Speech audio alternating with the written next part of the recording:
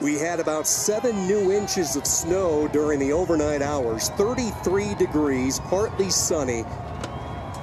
The traditional landing here in Golden, Colorado. They do it the unconventional way as we are underway. Division II semifinal. Mines won the toss. They want the football, no surprise. And a big return, taking it out all the way to midfield, getting this crowd involved early.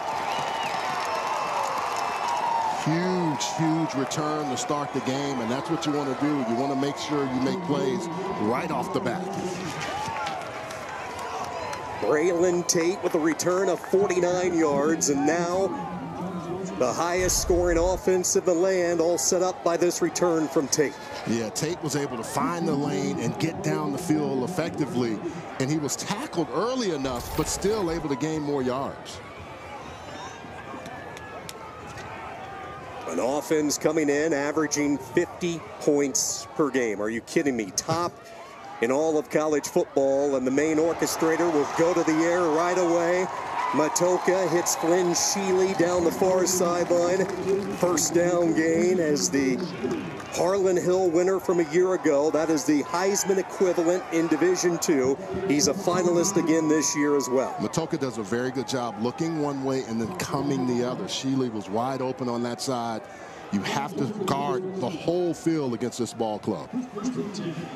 17 yards in the completion, and now they will go to the ground game with Noah Roper. Roper, the new addition, the transfer in from Dartmouth. Yeah, Roper's a hard-running guy, physical player. He and Landon Walker really do a nice job of that combination in the running back. And Connor McKelson also is another guy that you'll see in the running back position as well. So the big kick return, the completion to Sheely. Just like that, Mines in business. Matoka with all sorts of time. He'll take a shot toward the end zone. Touchdown, Sheely. Take a bow. Wow. And that was right over the top of one of the better defenders back there, Antoine Lloyd, number 3. He had a pick 6 last week. Thing is, Mines comes out, man, and they know how to attack you. You have to be prepared. Really nice job by Matoka of letting this play develop. You can see the deep over route. And when you have guy trailing like that, you know as a receiver, catch the ball, secure the ball, score the ball.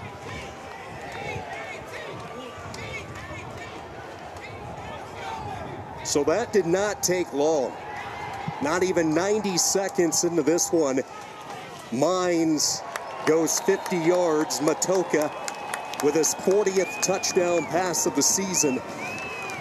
And a big start here on their home turf. Colorado School of Mines. Nobody has thrown more touchdowns than John Matoka. He starts off the semifinals with a bang. Little bit of history to start this one. Colorado School of Mines off to a quick 7-0 lead. John Matoka with the touchdown pass.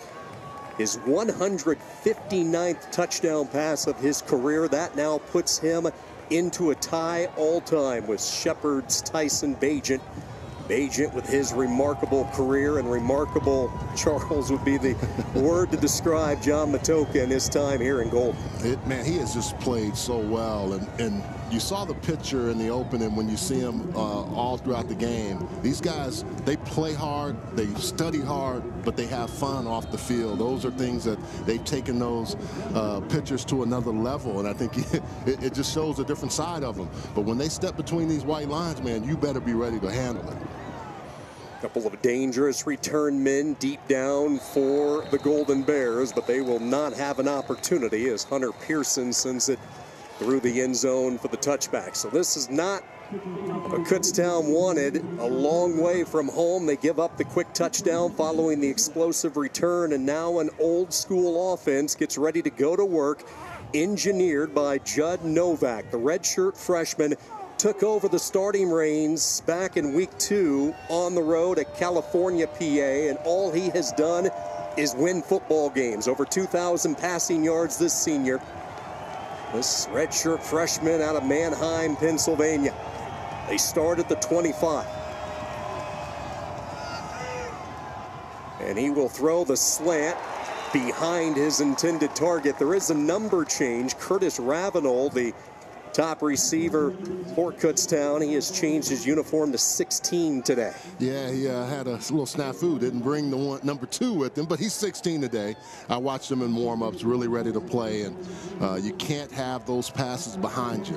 The other thing with this defense, you get behind the chains, that's one thing, but they turn you over as well. You have to protect the football against this Mines defense. They load the box. Novak will try to soften it. Quick throw to Mackay Gibson, who makes the catch. Gibson pushed out of bounds, a gain of 6 up to the 31. Luke Szabo out there blocking, but took a lot of that from Zimmerman. Jackson Zimmerman, a young man that's really started to step up for this defense, number 29. Really, really good player in that secondary. We may be calling his name quite a bit. Some big shoes to fill in the secondary when you talk about Zimmerman replacing the All-American Mason Pierce. 6 INTs on the year, 8 pass breakups, always around the football. Doesn't mind sticking his nose in the run game either. Couple of tight ends. Golden Bears, middle of the pack in the PSAC on 3rd downs. They will roll Novak. Pressure comes. He'll float. 50-50 ball nearly caught. Boy, what an effort. That should have been a pass interference. Logan Rayburn may have gotten away with one. And Curtis Ravenel does this outstanding job of going up to get the ball. Now you see the pull of the jersey. Now they're both battling each other, and that might be why the official decided not to pull it. But Ravenel almost came up with the catch. Tremendous effort by Ravenel, and Jim Clements watches his offense go 3 and out. Well, you can see they're going to try to take Ravenel away. They had a high-low on him and still trying. Judd Novak almost completed that. Nate Millard, one of the best punters in the country. This is Connor Mickelson, and he cannot shake free. Stopped right there in his tracks at the 32-yard line.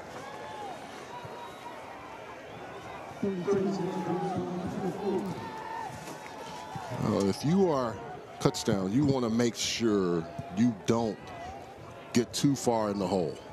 This Mines team, when they get going, Sean, we watched them on tape and just talking to them and watching them on film all year long. They put up some big numbers. You don't want to be on the other side of that, and you have to stop them before they really get rolling. Touchdown pass on the last drive now puts him atop, sharing that mark with the great Tyson Bajan, who we saw earlier this year get some reps with the Bears. Hot hand early has been Flynn Shealy, his 3rd catch of the day as he takes it ahead for 4, brought down by Anton Lloyd. You know, the one thing that Matoka will do, he gets the ball out quick, and once he finds someone and they have found the area where they want to attack right now, Lloyd is playing off, so they're going to keep going there until he steps up. Now you see Max McLeod come over in the slot, number 3 there, so you have to watch both of those guys now. Matoka back to the air, dodging defenders. Now a little unorthodox shovel up ahead, and he finds his tight end, Blake Smotherman. How's that for creativity? He does this really well. He's always looking to pass the football. He doesn't mind running it, but he would much rather to get it out to his receivers. Good blocking. You got to find a way if you're this Golden Bears defensive line. You see that he just flips it over to him. You have to find ways to get penetration and pressure on Matoka to force him off his mark. No, not many teams have been able to do it, but if you're going to upset this Mines team, that's what you have to do.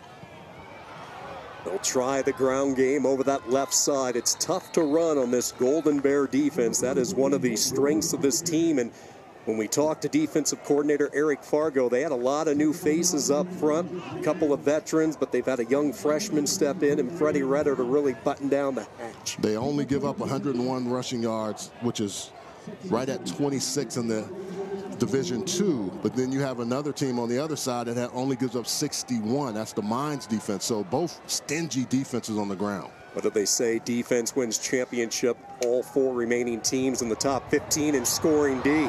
Boy, Matoka pulls a Houdini, gets out of trouble, and then throws a strike to Nick Stone at the 42. We are seeing some of the best from John Matoka early on. He should have been sacked in the backfield. You should be celebrating.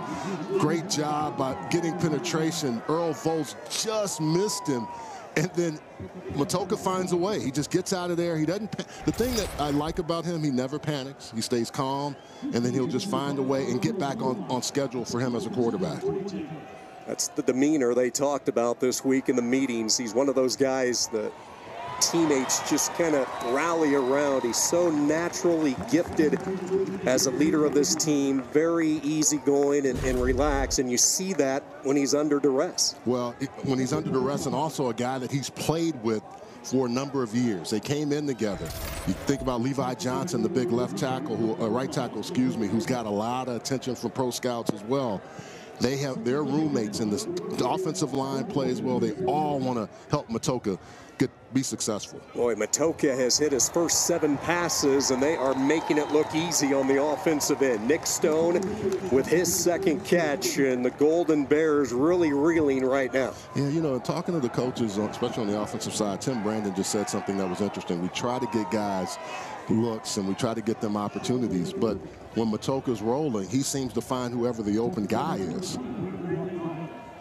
They do a lot of formational things, and you have to guard against a lot of things with this quarterback in this offense. Empty set, 5 receivers, design draw. He did a lot of this last week in the win against Central Washington. Yeah. Jalen DeVos with a really nice tackle. He's been playing pretty well, getting an opportunity to play more along with Weary and Wolf. If you're Kutztown here, Charles, what are you looking for defensively to try to slow down this juggernaut that they've witnessed? Take advantage of opportunities. When you have that sack opportunity, you have to capitalize. When you get hands on any football here, you've got to make sure you turn them over. Roper is the running back, and he will go right up the gut behind the center and right guard. Looks like about a half a yard shy of the first down. And I think that's the other thing. If you can find a way to force a fumble or anything in this area of the field, because this is where this team goes into overdrive. They are really effective in the red zone, and this is a good red zone defense. They were really good last week in the win against Slippery Rock.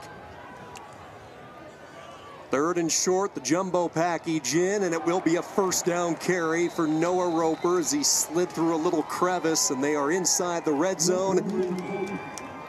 Mines looking sharp in this first quarter. Yeah, they are going to have to find any way they can to stop this Mines team from scoring a touchdown, maybe come out with the field goal here. This drive has been methodical, and it's just been consistent of what I've seen from Mines over the last few weeks. Toka started this game 7 for 7. He'll try to add to that. Has a clean pocket. Throws near the side. Caught again. Right on the button to the tight end, Blake Smotherman, who entering today had only 4 catches all season. Yeah. Look, you're giving him time, and now he has a drag route coming across the field, and he's able to find him on that other side where there's no defense, and he's able to catch that and almost get a first down.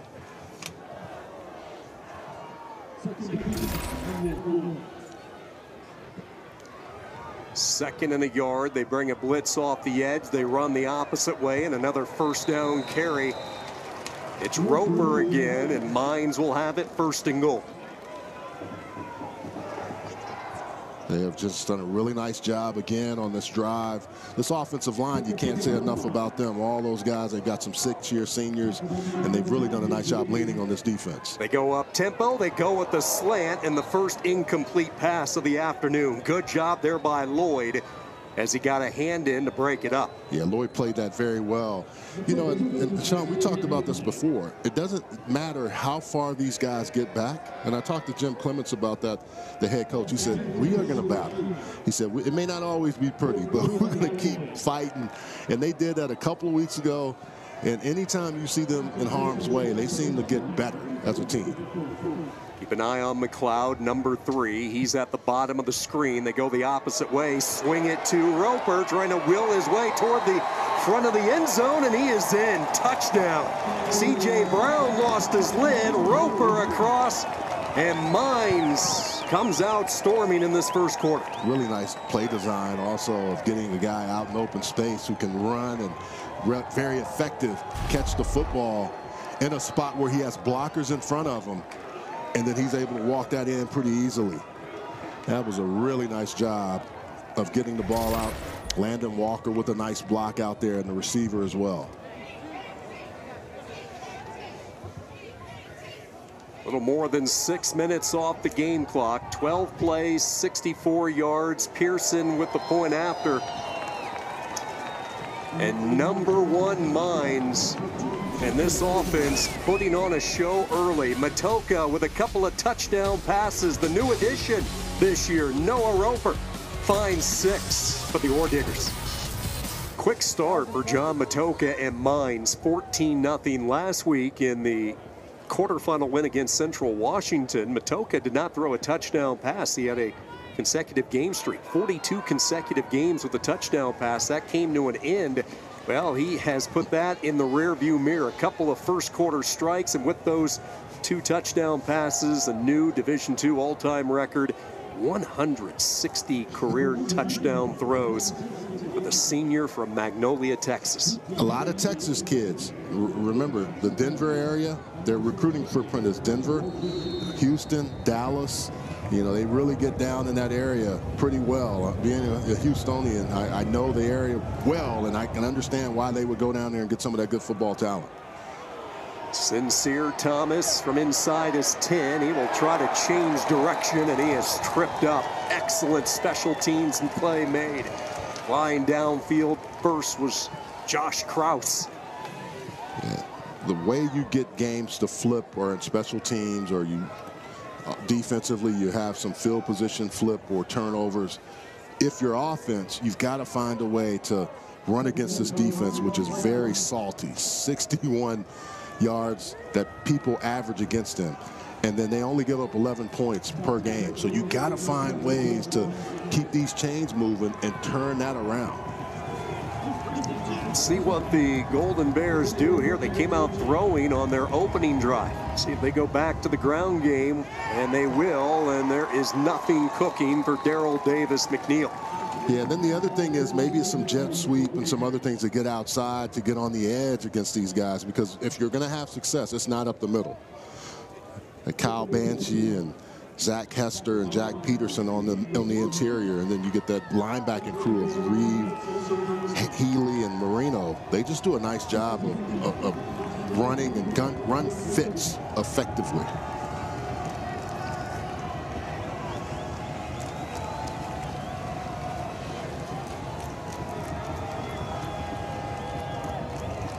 Play clock approaching 5. Judd Novak to throw. They bring a blitz. Novak flush, running for his life. He's going to tuck and just pick up anything he can. He is a good runner, and that's what he's brought to the offense this year. And it's a difference from what they've seen in previous seasons. Yeah, they need that, because when you have pressure coming, especially from those linebackers, he can see that. And when he sees that flash of jersey coming at him, in particular that time, Ben Fuchs able to come and see 43 coming, and then he gets out of harm's way. I think those are critical times for Judd Novak to kind of keep these chains moving and not give up a sack.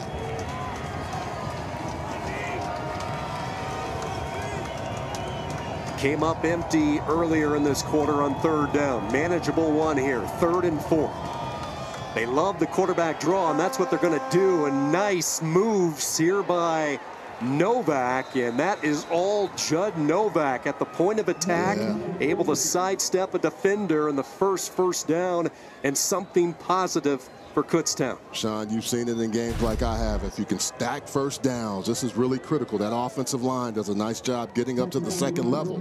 But Judd Novak effectively running against a defense that doesn't give up a lot of yards on the ground. 4th-year offensive coordinator Marcel Quarterman, 10th year as an assistant. He's a Philly native. Talked a lot about the run game being critical, but also quick passing game, RPO, trying to stay ahead of the chains is what they need to do in order to win today. Davis McNeil in motion. They go right back with Novak as he stretches ahead up near the 35. They'll mark him at the 34, gain of 5. Situational football, good football, 5 yards on one play. Get as many yards as you can.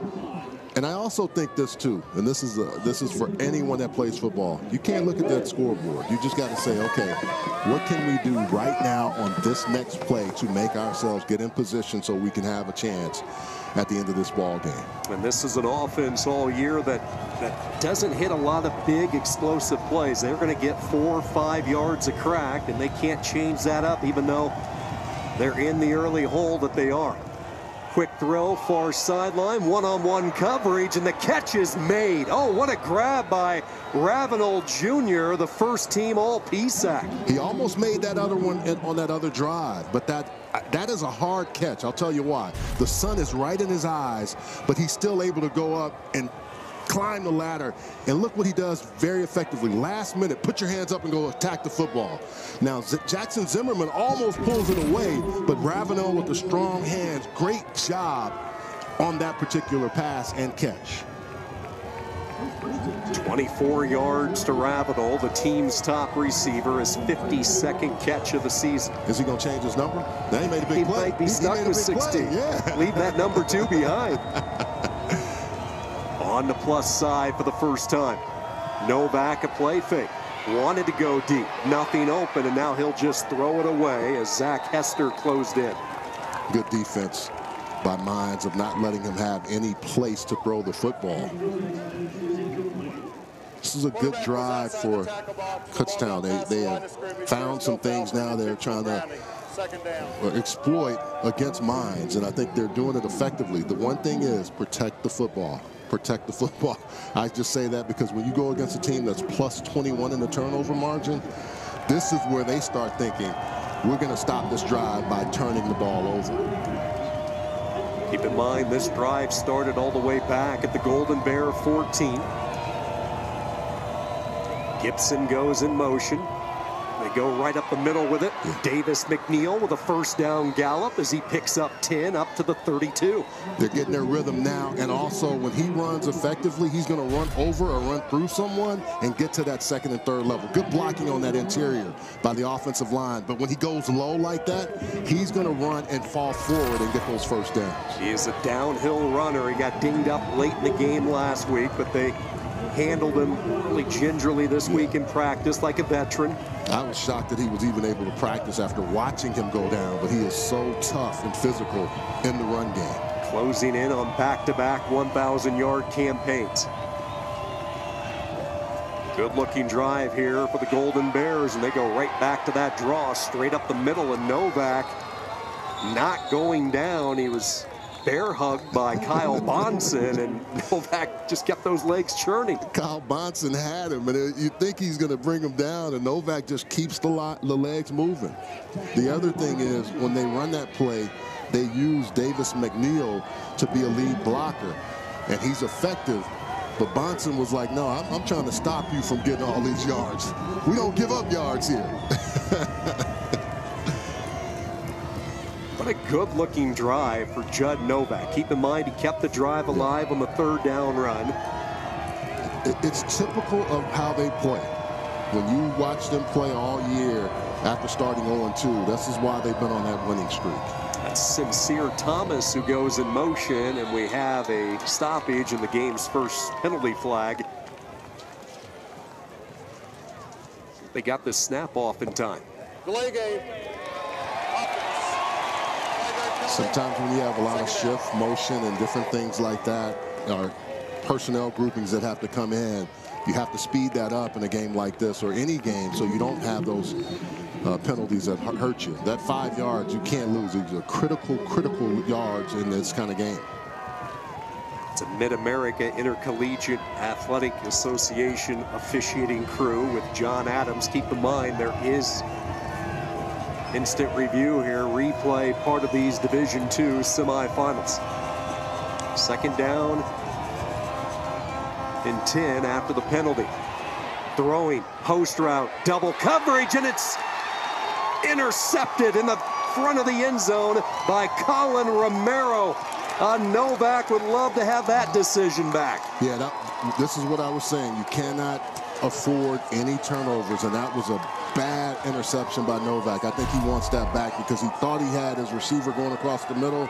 Once he lets the ball go, you know Romero, if he just makes the catch, that turns it over for School of Mines. 32nd takeaway by Mines in this defense. Romero with his first pick of the year. Mines with a 14-0 lead late in this first quarter. It looked like Kutztown had something cooking on this last drive, but this defense, like they have so many times this year, coming away with the takeaway. Yeah, whenever they feel like they're threatened, this is what they do. And that's just not a good pass by Novak. He's going to Ravenel, but you cannot overthrow or make a mistake like that. You have to continue to hold the ball because look at this defense. They don't give up points. They don't give up rushing yards. They take you away. I talked about that. If you get 30 or more, that's usually a good sign. They're at 32 on the year. Your Diggers bring in an extra offensive lineman. That's Cole Johnson as they line him up on that left side and falling ahead for a couple on first down. Good look at Pete Sturbick, his first year, son of a high school coach, grew up in the Midwest, Bennington, Nebraska, moved around Glenwood, Iowa, ended up at Des Moines Lincoln during his high school days. He was a wide receiver for Augustana College, and what a job he has done in his first season. Barbecue aficionado, too. We talked about some good places down in Dallas. He says he hates losing that as his recruiting area because now he's a head coach, but he gave me some great recommendations. So we're hooked up for next weekend. Flag is thrown. Matoka comes back over the middle. Pass is caught, but there is a flag down in the vicinity of a hold. Yeah, that's coming back. Offensive lineman. And they'll tell you, too, still petty. Offense, number 73. 10-yard penalty. Yeah, still Levi Johnson, the right tackle, excuse me, who was a Gene Upshaw winner, which is the best offensive lineman. You can see there when he's trying to disengage the defender, you have to let him go, and Levi holds on to him. Now, Levi might get some opportunities at the next level. He has picked up weight very well. 230 pounds that he came in. It's 290. And area scouts know these D2 schools. They know all the other schools. If you play football, they know who you are. He's got a real good opportunity maybe to play at the next level. 1 quarter in the books in the march to McKinney, Texas, and a date in the national championship next week. Matoka with the touchdown pass to Sheely. This defense, nobody's been better in the country in taking the football away. They've added one more through 15 minutes. It has been a year of firsts when you look at it for the Golden Bears. A tough start here on the road, but what a year it has been. Plowing their way all the way into the semifinals for the first time in program history. Jim Clements, and year number 9 consecutive winning seasons for him. Their 6th NCAA championship appearance, 6-5 in the playoffs. And we talked about it, 5 ranked wins. That's a program record. First appearance into these NCAA semis. What a job he has done. And, you know, it's a recruiting hotbed when you look at the state of Pennsylvania. Plus, he's been able to expand to Delaware and New Jersey, Maryland. Good thing cooking. Pressure, and they finally get to Matoka back inside the 10. They've been close, and for the first time, they track him down. Well, you've been waiting on that. Freddie Redder is a guy that gets after the quarterback. 3.5 sacks on the year, but this time Freddie doesn't let it go. He gets there and makes sure Matoka goes down. And the one thing you're going to see is an opportunity with violent hands up front with their 3 down, and that was a good job right there. This defensive line lost a couple of all-conference players to graduation. Then one of their stars from a year ago, Italiano, tore his ACL. So they have relied on some youth, and this will set up the first punt of the day. As Mines is unable to get anything going, Lee Coleman, the backup corner, in on the stop. 28, the sophomore out of Salem, talking about New Jersey, one of those guys they brought in. Yeah, I mean, they've just done a really nice job of recruiting and getting better. And that's one of the reasons why they have been able to play so well this year. Take a look at that average for Dowd punting the football this year, 46 yards a punt. And there's not a lot of wind today. There sometimes can be. Couple of return men back. He will keep it away from both of them. This will take a nice friendly Marv K Stadium roll, and it's touched dead at the 33-yard line. 58-yard punt. Good job like he has done all year from Mr. Dow. That was a nice punt. You didn't think so at first, but then it took the bounce that it needed to have. You know, I just look at my board and I think about Trip Thomas and competing unapologetically. You know, and this group of students here, they are, you know, football players. They don't mind being called nerds either. You know, they got some guys on their defense that embrace that on offense as well. They play with a high level of relentlessness and passion. Third offensive series of the day for the Golden Bears, and they will run the football into a pile. Adrian Moreno, one of the top tacklers in the stop. Yeah, and talking to Marcel Quarterman, he also talked about being able to do things with his quarterback. Now, if you get ahead of the chains like they are here, it gives you opportunities to do different things. And you see Trip Thomas there trying to take away those things. He talked about Simon Sinek, said the why. Said, oh, okay, you're dropping a little knowledge on those guys. He was a lot of fun to talk to. We asked him about the violent approach they have defensively, the tenacity that they play with, and he says these guys are all bottled up in classes all week. By the time they hit the football field, they're ready to let out some steam, and this was a drop there. Dangerous play. Kutztown.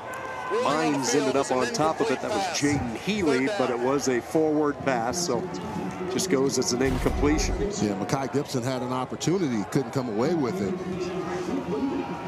Had a good group of guys in front of him blocking for him, but just couldn't hold on to the football. Took his eyes at the last second. Yeah, you saw it too, right? A little too quick. Freshman getting his first taste of the postseason. 6 touchdowns on the year by him. He's an explosive young player. They really like his game.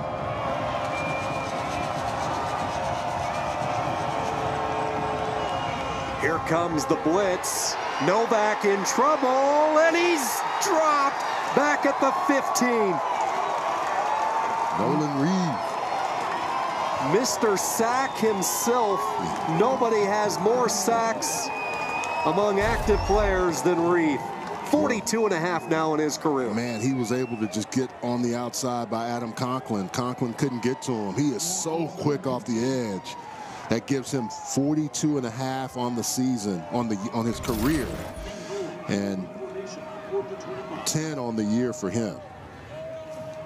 What were we just talking about? Tenacity, and that is what Trip Thomas described Nolan Reed when we talked about what separates him from the pack. He says he is relentless with tenacity. The active leader in college football with sacks adds one more. Mines pitching the shutout. Mines in this offense gets a lot of glitter, and rightfully so, because of the numbers that they put up. But very quietly, this defense has become one of the best in college football, especially against the run. Take a look at what they've done the last 3 games. Fort Lewis -33, and then in the playoffs with both Augustana and Central Washington. A stout defensive front line and some very athletic linebackers. And their one-on-ones against their offense and defense makes them each better, and I think that's why they're so effective on both sides of the ball.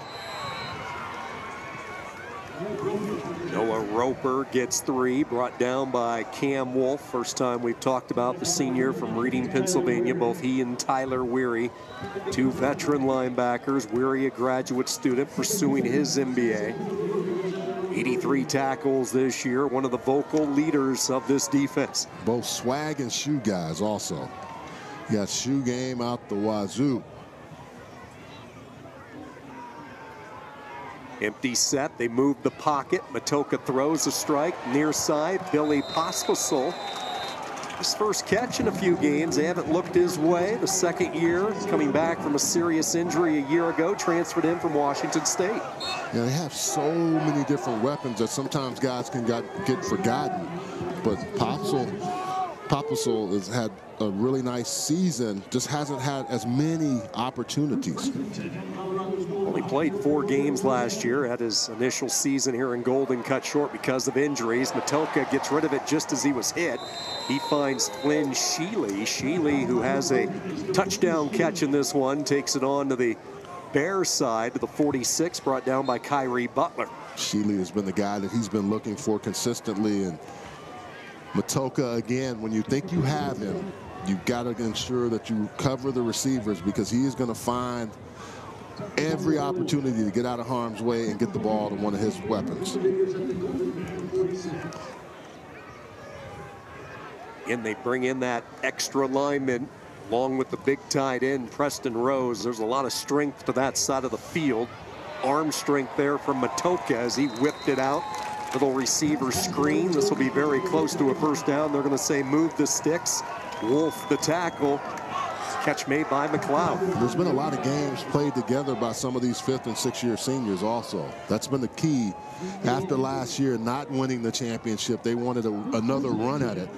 And I don't think they say it consistently or talk about it, but they feel like they need to get back there. And I think this is the group and the core nucleus of guys that have done such a good job for this program.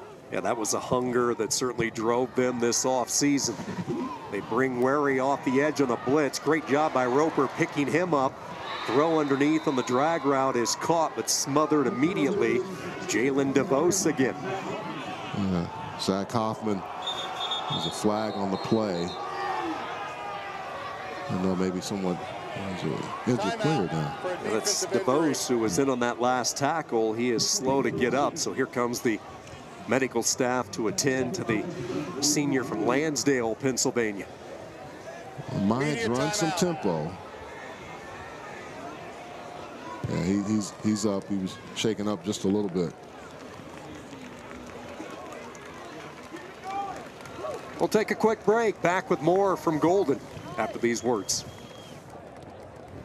One of the most scenic backdrops in college football right here in Golden, Colorado. 10:13 to go in the second quarter. Mount Zion, the Big M, they're going to light that up in a little bit up there, and that signals Colorado School of Mines, and what a job they have done. You see the overflow crowd here, the big Christmas parade in downtown Golden earlier today. You talk about a festive atmosphere, and then you get this passionate fan base. They had finals earlier today, so all the students made the way down the hill. A lot of stress to relieve on this Saturday afternoon as we move into the evening, and they are jam-packed wherever they can get a good look at this top-ranked team in the land. Yeah, high academic standards here, and you know, all of those folks, after they finish their finals, they're ready to celebrate and party. Hopefully the Mines for them can win, but Kutztown has a different thing in mind as well. Jalen DeVos able to walk off in his own power. 2nd down and 8. Matocha is tripped up as he is sacked. A loss of a yard on the play. Good job that time by Cam Wolf. We were talking about these linebackers. Yeah, you have to, when you blitz or you come off the edge, you have to make sure when you come back and you get after the quarterback, you secure him. Cam Wolf does a nice job. Swiss Army knife kind of player. Very versatile in all the things that he can do, and he shows you rush and then make sure you secure the tackle. Yeah, they can put him in a lot of different positions, linebacker, safety. Matocha spreading the football today. Safety blitz, back foot throw near the side, and it's off the fingertips. A rare drop for Max McLeod. Oyame Adoga with the coverage. Very rare. I have not seen one drop by this kid, this young man, during watching film on him. He is usually a secure catcher. That's one hard thing, though, when you're catching and you're going to the sideline and just securing that ball. You could tell he couldn't quite pull it in. Would have been good enough for the first down. Instead, they send out Dowd. He will try to pin Kutztown deep. Lloyd gets away from the ball. Special teams unit down there, and they could not reel it in. The ball side skipping all over, and it will go for the touchback. Hey, don't forget the NCAA championship coverage continues next weekend with the D2 championship game next Saturday, 1 o'clock Eastern on ESPNU. For more information, visit NCAA.com, the home for all 90 NCAA championships. A new champion, Charles, going to be crowned this year. Yeah, I mean, that's exciting. And you and I have a chance to call the semifinal and the final, so we'll be able to be a part of that experience. Harding earlier today really put it on Lenore Ryan, 55-14. The boys from Searcy, Arkansas, they move into the championship next weekend, and who will it be? Mines or Kutztown? And this defense for Mines trying to prove that it's going to be them. Nowhere to go for Davis McNeil, and this offense has been quiet so far for the Golden Bears. They showed a little bit of something, but then not able to. That interception was not good. The first drive wasn't. And each time you think they're going to start getting things going, Mines shuts them down. It seems like when they've been at their best, and that was that second drive, it was the running ability of Novak which softened up the Ordigger defense. Yeah, you're going to have to get him involved in the run game as much as possible. 6 up on the line of scrimmage. They rush 4. They swing it out. Making the catch is Thomas. This guy is quick, and he will pick up the first down out past the 30, escorted out by Jaden Healy. He's really strong in the return game, so what you want to do is get him in space. And as soon as Sincere Thomas catches the ball, if you block, which you see those 2 receivers out there doing, that gives him a chance to get down the field. Thomas, a guy who did not play high school football, had no games his junior year because of COVID. His senior year was a critical one for him to really build a lot of film because he was labeled too small to play at the next level. Well, he's proven those doubters wrong this year. Little option look here as Novak tries to escape to the boundary side. Good pursuit. Ben Fuchs, who for the second straight week is starting at weak side linebacker for the injured Hayden Gregg. They hope to get Gregg back next week if they advance. Yeah, Fuchs has done a really nice job the last few weeks of playing well. Hayden Gregg is a guy that you want to have in with his 36 tackles on the year, but the good thing for them is they have depth there. See Marcel Quarterman, offensive coordinator, really trying to get this offense going, get guys to understand what they need to do. Tight end, you got 2 tight ends now. They go 12 personnel with 87 and 41. They may have to take a timeout. Mines was allowed to get their substitution onto the field with the late addition of the tight end as they try to stretch it with speed. And a good job defending there. Nowhere to go. That was Ibi Alfred Ibakwe, senior from Nigeria, coming back from not 1 but 2 Achilles injuries. And he has been incredible to hear the story of how he had to come back from both of those injuries. Just the work ethic and the determination to fight through those Achilles injuries.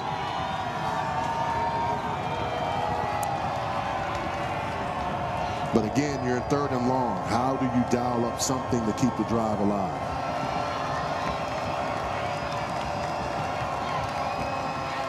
Novak gets rid of it quick. Tunnel screen action and working hard, trying to will his way up to the first down marker, but they're going to be a yard shy. Tough run there by Ravenel, and now an early decision if you're Jim Clements in this offense. A long way from home against an explosive offense, down 14. Do you dare go for it here? It looks like they're keeping their offense on the field right now. And Ravenel with a very good effort to put them in position to even try this now.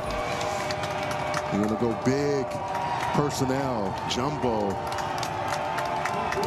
and try to bully your way to this first down. Big play late in this first half. 4th and a yard. Play clock down to 1, and they're going to have to use a timeout to avoid the penalty. Timeout in the action. Mines with 14 first quarter points. Still pitching the shutout here in Golden. Colorado School of Mines, the national runner-up from a year ago. 14-0, 5:25 to go here in this second quarter. Piles of snow, the fans in a sellout overflow crowd, and a big play coming up after the timeout. And it looks like Jim Clements has thought long and hard, and he's changed his mind as he has sent out the punter, Nate Millard. Do you like this call? if you're Kutztown, Charles. Yeah, I do. I think if they were a little bit closer, they just don't want to get too far in the hole. But you got to cover. Yeah, this could wipe that out if Mickelson could break one, and he is tackled at the 34-yard line. Some late pushing and shoving. So here comes this offense, and John Matoka, the Harlan Hill winner from a year ago, one of the front runners this season. He has a tremendous arm, but how about his feet? Yeah, look how he keeps moving forward and then gets the feet in position to get the ball out of there. He's reading, he's not panicked, and then get his feet in position to throw the football. Again, when he's running, it's tough to stop him, but this is a real nice job of staying alive and then getting your feet in position to throw the football effectively. These receivers have learned you never give up on a play. His eyes always dialed in, locked in, downfield. Throws to Max McLeod, who makes the catch, and then he is hit hard from the backside. Lloyd the coverage. Coleman hit him as well, a gain of 2. Sean, the one thing that this Golden Bears defense has done really well, not allowed a lot of yards after catch, because that's where they beat you. Sometimes short throws become very long runs, and they've also not allowed them to take the top off. You have to guard against that with this offense. Saw Matoka's numbers, a lot of that damage done behind the quick start. 4 mines in the first quarter. 3-man rush. Again, that quick throw. Catches made. Sheely, just as you were describing, good job there. Tackling, not allowing anything after the catch. Brandon Heil, who's had a career year, went from 10 snaps a game a season ago to being one of the regulars at linebacker. Yeah, he is another guy that really flies around the football. He and Jalen DeVos rotate a little bit at that position, but you don't lose much production with either one of those guys in there. Hiles with 82 tackles coming into today's ball game. DeVos 50 on the year. Landon Walker into the game, and he will get the call, the Rocky Mountain Freshman of the Year a season ago, and he is not going to get anywhere close. His defense standing tall. Brandon Heil, the first one to greet him. Got to be happy if you're Eric Fargo. This is another win for you against an offense that was starting to click. And maybe your defense keeps you in it so your offense can try to find a way with 3:40, 3:39 left to get some points. That was really nice defense. And again, those 2 catches that usually come for big yards, they secured those guys, didn't give up huge chunk plays. Come after the punt. Dowd gets it away, kicking it away from Anton Lloyd, and this will make its way to the far sideline out of bounds. Let's see where they're going to mark it. It's like at the 26-yard line. So with 2 timeouts, the Golden Bears in this offense, which has really had a tough time finding traction. Just the 4 first downs so far, and a team that relies on the rushing attack so far, just the 24 yards. But I would say they have to feel secure and comfortable that they're not too far in the hole. They're just 2 scores down, and their defense is starting to play well. If you're Mines, you got to find a way now to stop them from getting any of that momentum that they are trying to seize from you. Novak, 4 of 9. He was picked off in the end zone earlier. Straight drop. Pressure comes, rolls right, throws across his body. Pass is caught up to the 41-yard line. 15 yards and a first down. Yeah, Mekhi Gibson, one of those guys that just sits there, and he knows when Novak scrambles out, just sit in that little hole right there. Nice job of not running himself into harm's way, but catch the ball, turn up. I'm gonna tell you, these Golden Bears, man, they don't quit. So you got to put them away if you're this Mines team. Yeah, this defense in this second quarter in particular, giving them some hope. Now the young freshman Novak trying to get some points late this first half. Quarterback power right side. There goes Novak. Makes a cut to the 40. Novak another cut. Still on his feet, and he's going to take it to the house. 59 yards. Highlight run from Judd Novak. I'm telling you, whenever they need a big play, it comes from different people. And I talked to Jim Clements before the game saying, hey, man, you guys get behind. You look like you're out of it. He said, Charles, we just find ways. Novak right there should have been stopped 3 or 4 times on that play and still got to the end zone. I mean, he has good blocking here up front, but this is where you got to make tackles. Missed tackle there, another missed tackle here, another one there. That's just determination and the desire to get to the end zone. And this defense is usually sure tackling. Jaden Williams missed one. There were a couple other guys that missed them. You cannot do that and give this team any hope. And here you look at it, 2:28 to go, second quarter. Novak with the touchdown run. Great kick out by Adam Case, his all-conference guard. Yeah, his guard, they pull there, and you can see, again, very good job of fighting people off and not just refusing to go down. Nate Sutter had a chance at him. Jaden Williams had a chance. The thing is that they go at that end of the line of scrimmage, and they finally found a run game, a run play that gave them a huge chunk play, and it was explosive against a defense that doesn't give up yards like that. When you're in playoff football, man, you look at the records, you look at teams, and you just say, okay, it becomes, you got to play to the end. When I watched them play Charleston, West Virginia, they should have lost that game. And Charleston, West Virginia started coasting. And I'm not saying Mines is doing that, but you've got to put them away. This is your offensive chance now to score another point and make it a 2-point game.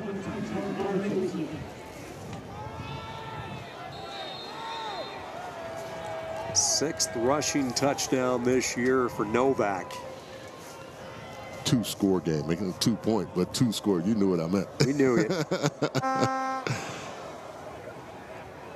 Millard puts the foot into it. Good deep kick, 4 yards, 5 yards into the end zone for the touchback for Tate. So Mines now leading by a touchdown.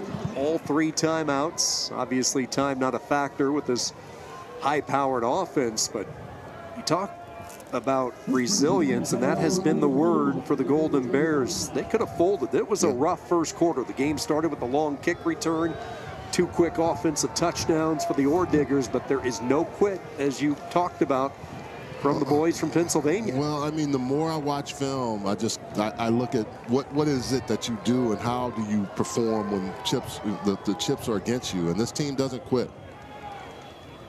Matoka continues with this quick passing attack. He sailed that one on McLeod. My thought for Mines is you can run against this defense, you need to run the football, because that puts you in a position where you can use clock, but you also can get your team back on the path that they need to. It's 28 yards on the ground for Colorado School of Mines. Ropers carried the ball 6 times in this first half for 18 yards. On second down, they continue along the near side. Pass is caught by Sheely, pushed out of bounds by Justin Harris. But it's hard when you have a young man like Matoka, who is what was 9 or 10 at one point in the game, who makes good decisions with the football. But you don't need a 3 and out here with a team that has already shown you they can score points and they're resilient. Don't let them think they can get back in this game.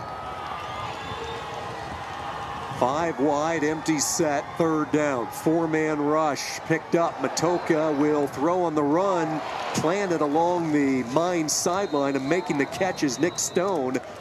That'll move the sticks, a first down. Adoga in on the tackle. A really good job by Matoka of getting out of the pressure and then stepping up and finding his receiver. And Stone knew he was going to get hit. The redshirt freshman fought, tried to get more than he needed for that first down. 7 different receivers targeted here in this first half by Matoka. They go over the middle, a rare time where they try to hit a slant. It goes for 6 up to the 46-yard line. Second catch of the day for Pospisil. Pospisil is just one of those effective interior guys, along with McLeod now, who plays in the slot as well. Keep in mind, Mines still with 3 timeouts, wide open downfield, making the catch, toe dragging and getting a foot in was Sheely. Sheely may have had 1 foot out when he caught that ball. If they look at this just from the naked eye, I was looking right down at that area. Thought his left foot Well, maybe he got it. He caught it before it went down. That was a good catch. Looks like he got that right foot, that right toe in. Good job by Sheely. 6 catches in this first half for 69 yards. And you see how quickly Mines can move the football. Yeah, they can. Play fake, throw, again the sideline, again a catch, and again it's Sheely. What's working on these sidelines so well? Well, they're finding that area in that cover 2 where that safety has to stay high, and the corner that's down is being held by everything on the outside. Now, they're going to look at this one. I think his foot was out of bounds. It was really close to the sideline. And remember, again, replay in the semifinals in D2, and I think he is upset that he was down. But you have to have video the player evidence that out it of was bounds clear. On the previous play, the clock will start on the snap. So they will go upstairs.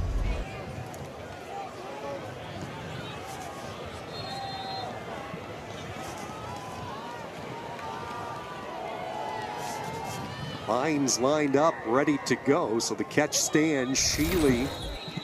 And now they're going to stop it. I think Kutztown trying to get the attention of the official for this one to go upstairs. Is under further review. So there we go. They will go up and take a look at it. Terry Layton, our replay official, is going to get his first look, and you see the frustration from Pete Sturbeck. He wanted that snap off before they could take another look at it. And it was interesting because we thought up here that they were going to stop it and take a look at it before it even took place. Look at that left foot. Now, it was called a catch on the field. I think this is going to be our best view of it right here. That is close. That is super close. And like you mentioned, Charles, the ruling on the field is a catch. So from our vantage point, our angles, is there enough evidence to overturn the original call? That is awful close. Well, you look at this first half for Flynn Sheely, having a career year this year. He already has a couple of 100-yard games. If this catch sticks, he's already going to have 100 in this first half today. Young man who lost his senior year in high school because of COVID, West Lynn High School in Oregon, and there are a few Pacific Northwest players on this Mines roster, and Sheely is one of them. They talked about the selectivity of their recruiting. Yeah, I think this is going to be overturned. They're taking a lot of time now, and it just looked like it was so hard to tell that that foot get to the white. Took them a while to slow it down, and I agree with you. Sturbeck wanted them to keep going fast. Let's listen in. They have reached their decision. After further review, the ruling on the field has been reversed. It was an incomplete pass. It'll be 2nd down and 10 at the 32-yard line. So wipe out the catch by Sheely. To 1 minute 15, 1:15. The clock will start on the snap.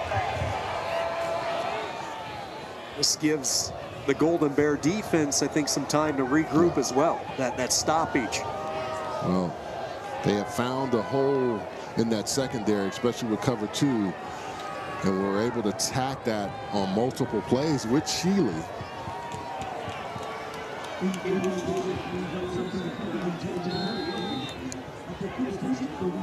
So the ball goes back to the 32.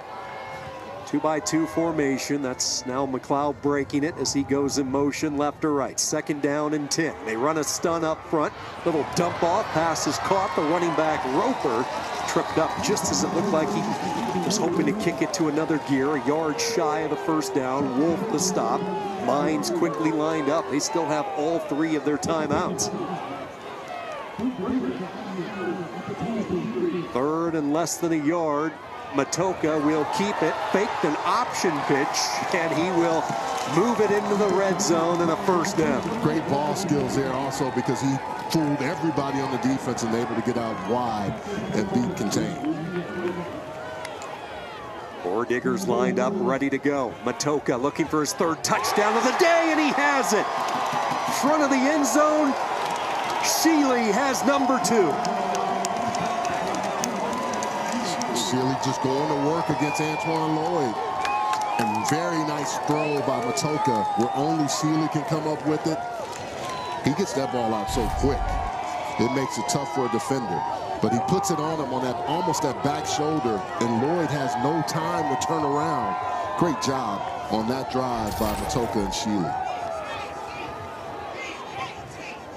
Who needs timeouts if you're Mines? He put it on that left shoulder, and only where his guy could come up with the play.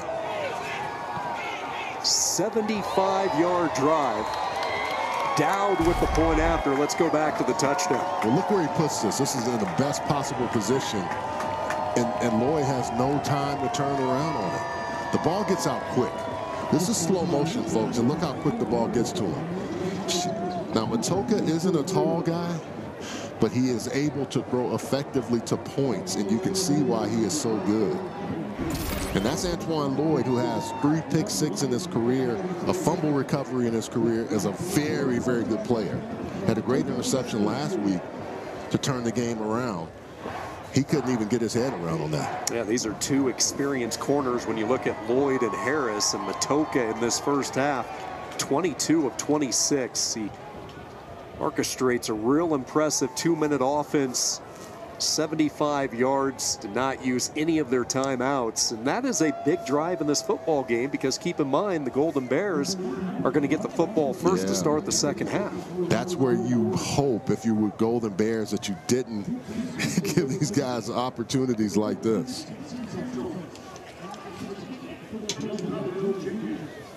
What a first half for Flynn Shealy.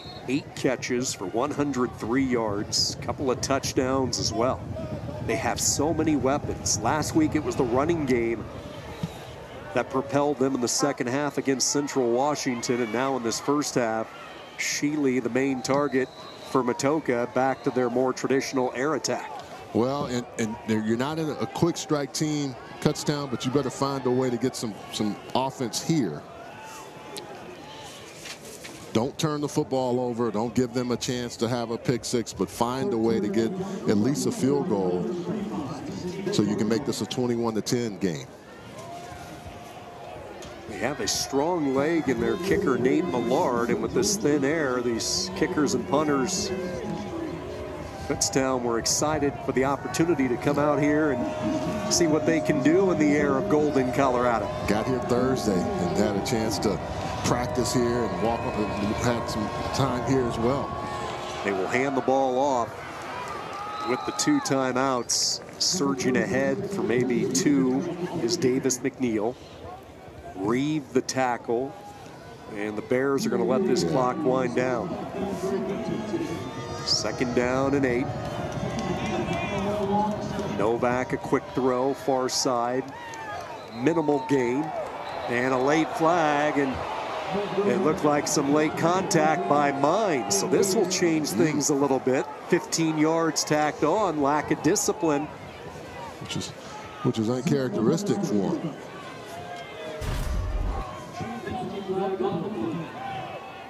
Hasty there. And ruling on the field is a completed catch.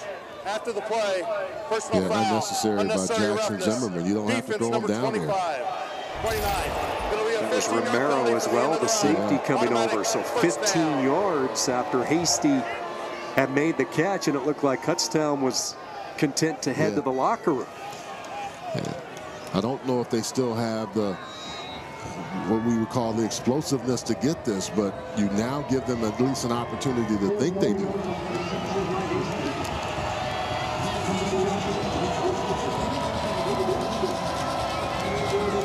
After the penalty, now at the 45-yard line. Novak looking for his running back. He'll just throw it away. They had everybody covered. 2 seconds to play. Davis McNeil Looked like maybe they were looking to free him and get him out of bounds and at least give Millard a shot. And it looked like Mines understood that and didn't give him any, let him have any of that. Box. The ball made it past the line of scrimmage.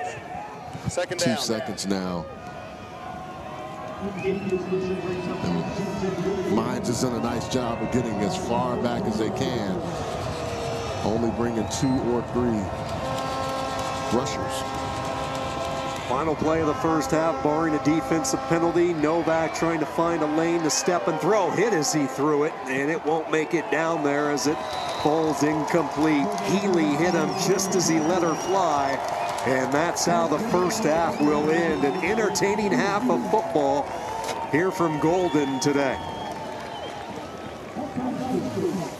We've had the Mines offense. Mines has been really effective in showing what they can do offensively, and their defense has played really well. Let's see what happens in the second half. Kutztown will get the ball to start the second half. Down 14 here on the road, the winner to McKinney, Texas. As we swing it down, Coach, you look back at this first half. Take us through your thoughts as you head into the break after that quick start, especially in the first quarter. Yeah, great beginning and great ending, but we were real choppy in between, and obviously got to play a lot better. These guys are a good team, and they've shown that. So we just got to be more consistent on offense, help our defense out. We put them out there too quick a couple times. Coach, on offense with Matoka being able to really get going effectively in that last part of the half, what is it about him that's so special? Well, he's not 6'4", so when he can see, he's pretty dang effective. He's been able to scramble around and do some things, but when he's got vision, he's going to be tough to stop. And he did a great job working the boundary side, keeping us out of the sun, which was going to be, key on that because we misplayed some balls because of that earlier. So many different weapons. We saw Flynn Sheely become his favorite target. Talk about that. Yeah, if teams are going to take away Max, then we've got other guys to go to. Flynn's very capable and has been all year, and sometimes that comes and goes because teams think they can handle Max one-on-one. But they're doing a great job with Max, but that's opening up some of these other guys. Coach, good luck in the second half. Awesome. Thanks a lot, guys. 3 touchdown passes for Matoka, a couple of those to Sheely. Mines trying to get back into the finals for the second straight year. Kutztown into the semis for the first time in program history. Diggers by 14 here at the break. Alongside Charles Arbuckle, Sean Kinney, welcome you back to Golden, scenic Golden, Colorado. It's like a picture out of the Norman Rockwell collection. I mean, holy cow. And pictures don't do it justice. I went upstairs and just took a video of the whole area, and I'm still blown away by it. Just incredible scenery, foothills of the Rockies. Tiny little old mining town of Golden, Colorado, and they have been playing football a long time, but they haven't been playing this well and this consistent in the 100-plus years of Mines football tradition, and now they are a half away from punching their ticket back into the finals for the second straight year, but a long way to go, and we'll see what the Golden Bears can do all the way from Pennsylvania to start this second half. And you could see that Jim Clements was irritated. He thought some of the fundamentals that this football team relied on as they knocked off 4 straight ranked teams to get here weren't quite there in the first half. Yeah, they didn't quite do the things necessary. Jaden Stewart is down. He was on the kick team or kick return team, and he was slow to get up, and I hope he's okay. But that was the one thing. He was upset with how some of the things they had and just didn't take advantage of all the opportunities that they thought they had. You'll see Jaden Stewart, 25, in the middle of your screen go down right by the numbers. Took it on the wrong end there from Blake Ramsey, who was flying downfield with the coverage unit. Stewart's had a good year, the sophomore out of New Jersey. Backup running back. Keep in mind, this is an offense that's without one of their main runners in Jordan Davis. The last couple of years, that 1-2 punch of Davis, McNeil, and Davis, they have been 2 of the best in the PSAC, and he is out. We saw him, one of the captains, on a scooter here. He had successful surgery. You ran into him in the hotel. We were in the hotel going down the elevator together, and I just asked him, hey, how you doing? I thought it was him, but I wasn't sure, and we got to talking a little bit. He said, yeah, slowly healing, but I'm coming back. And he was, good to talk to, and said, hey, man, get healthy. He said, thank you. Big young man. That's the thing when you talk to a lot of these kids that are playing that may not have an opportunity to play at the next level, but they've had a really nice college football career.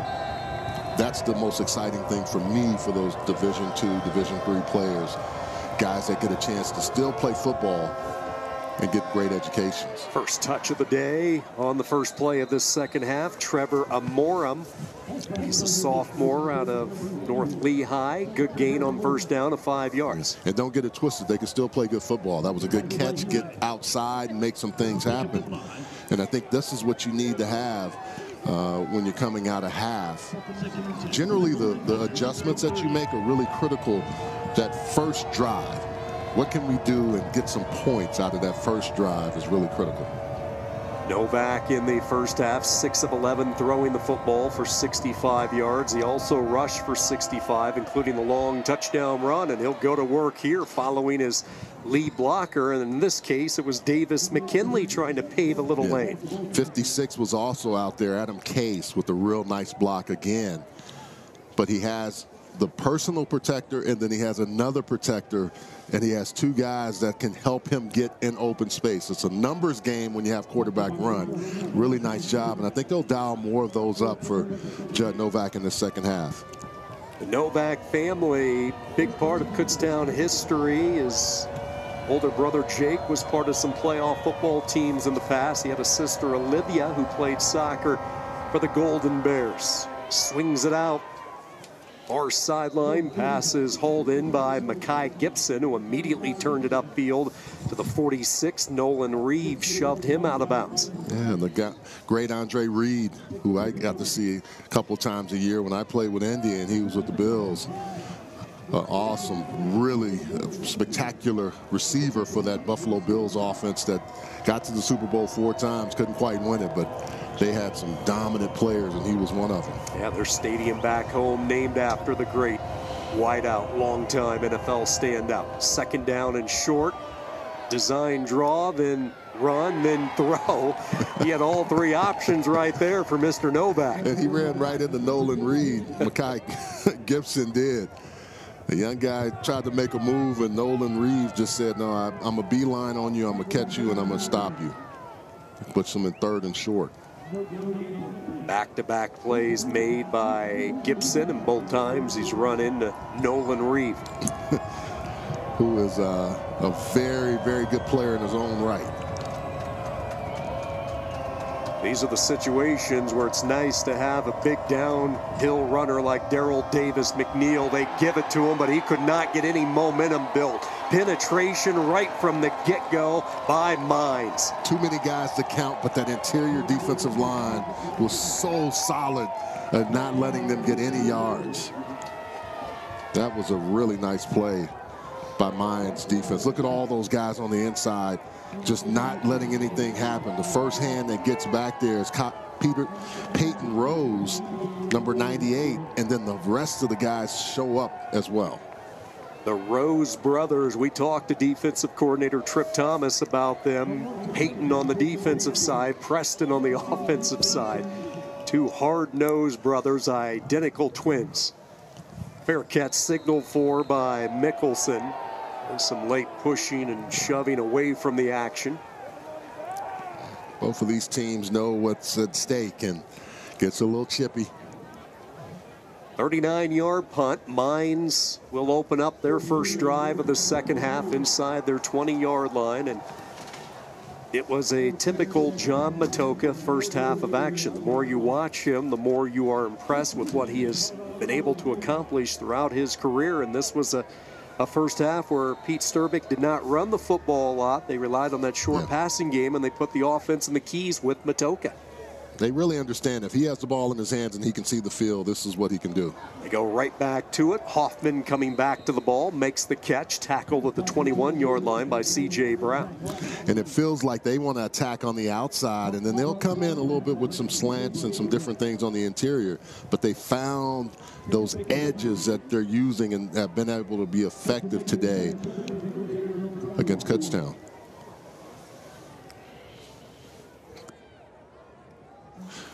The sun was a factor in the first half. It won't be a factor in the second half. That sun is going down at about 3:30. You can already see it going behind the mountains. Empty set on second down. They will get it out to the 25-yard line.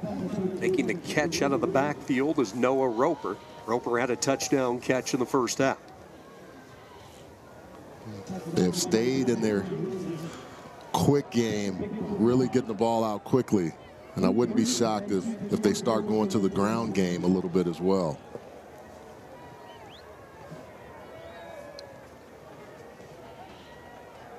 Golden Bears defense needs a stop here to get this turn back around so they can get the ball back for their offense. Heil and Wary, both linebackers come on a blitz, then that's the right read. If you're Matoka, you saw those linebackers come, you throw to where they are, and another drop and a 3 and out. I have not seen McLeod drop 1, not 2, and that's just him. You got to secure the ball. I mean, Matoka's looking at him, has him. That's a first down for you.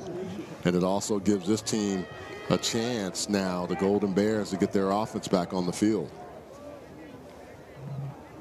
Kutztown sets up the return, but they won't have an opportunity here. Look at this kick by Blake Dowd, one of the best in the country. Drives Kutztown deep inside their own 20. Special teams for the Ore Diggers. Early stages here in Golden, third quarter. Both of these teams, like everybody, impacted with family, friends, through cancer and the challenges that it brings. And this is always an important week for all of us, our family at ESPN. Golden Bears from their own 17, and there has been nowhere to run today for Darrell Davis McNeil. Yeah, Jaden Healy there, Johnny on the spot. And when you have a team that makes adjustments to the run game, Healy comes off and just does a nice job of scraping, making sure that he gets to the running back and securing the tackle. Loss of 3 back at the 15-yard line. Healy, the first-team All-Rocky Mountain player at his star position, 2-time All-Conference selection.